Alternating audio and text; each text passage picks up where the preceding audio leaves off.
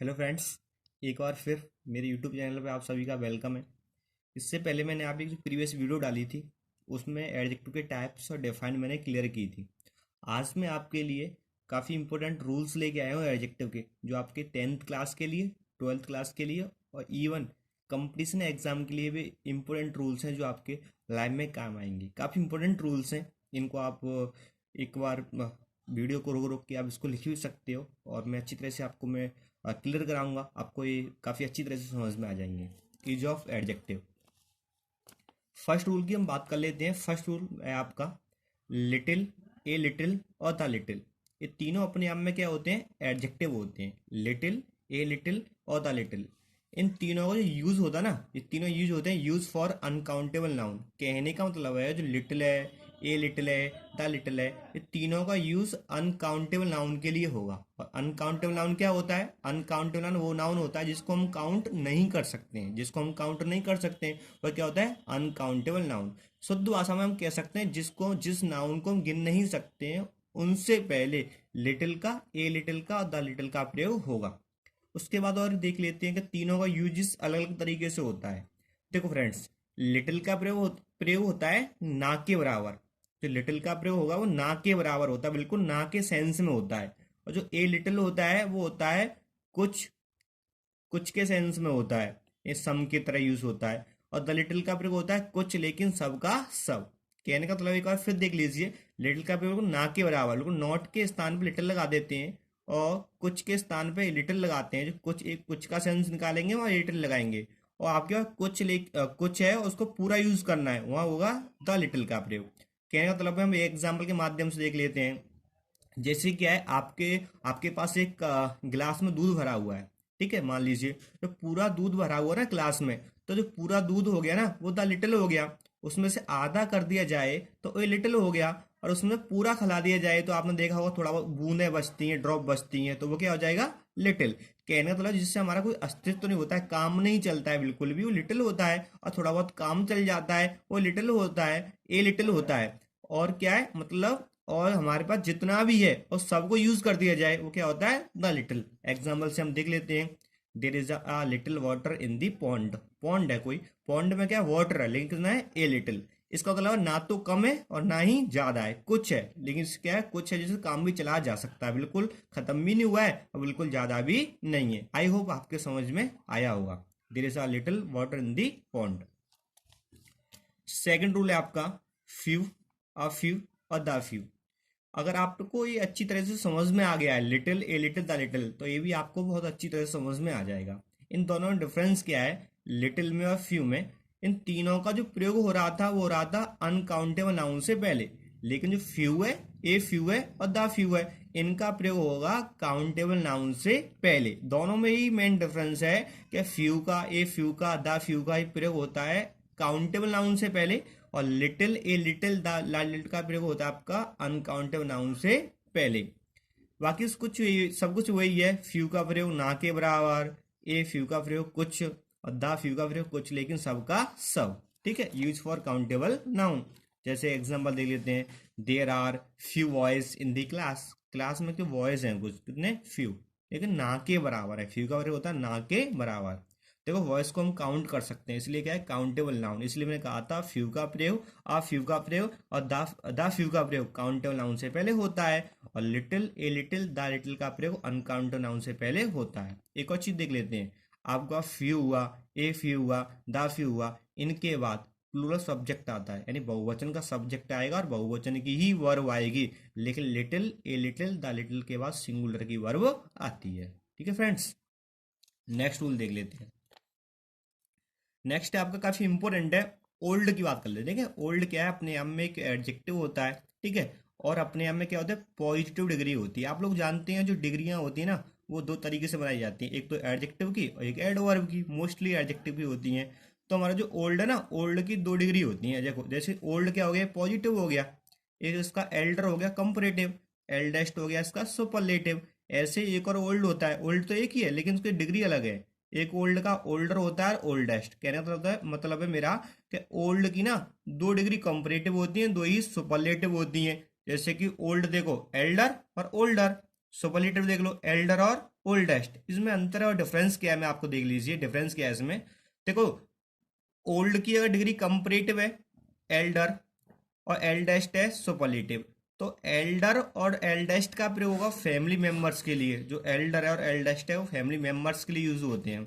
और जो ओल्ड का प्रयोग ओल्डर और ओल्डेस्ट के रूप में हो रहा है तो यूज होंगे एक्सेप्ट फैमिली, फैमिली मेंबर्स को छोड़कर बाकी सब के लिए यूज होते हैं बड़े या छोटे के रूप में। ठीक है, ये सेंस है आपका, ये डिफरेंस है कि एल्डर और एल्डेस्ट का प्रयोग फैमिली मेंबर्स के बीच में, और ओल्डर ओल्डेस्ट का प्रयोग फैमिली मेंबर्स को छोड़कर हर कहीं पे भी यूज हम कर सकते हैं। ठीक है, ये डिफरेंस है। और एक और रूल क्या है आपका, इस एल्डर के बाद हमेशा कंपैरिजन करने के लिए, तुलना करने के लिए टू का प्रयोग होता है, और ओल्डर के बाद हमेशा किसका प्रयोग होता है, देन का प्रयोग होता है। इसको आप देख लेना, काफी इंपॉर्टेंट रूल है।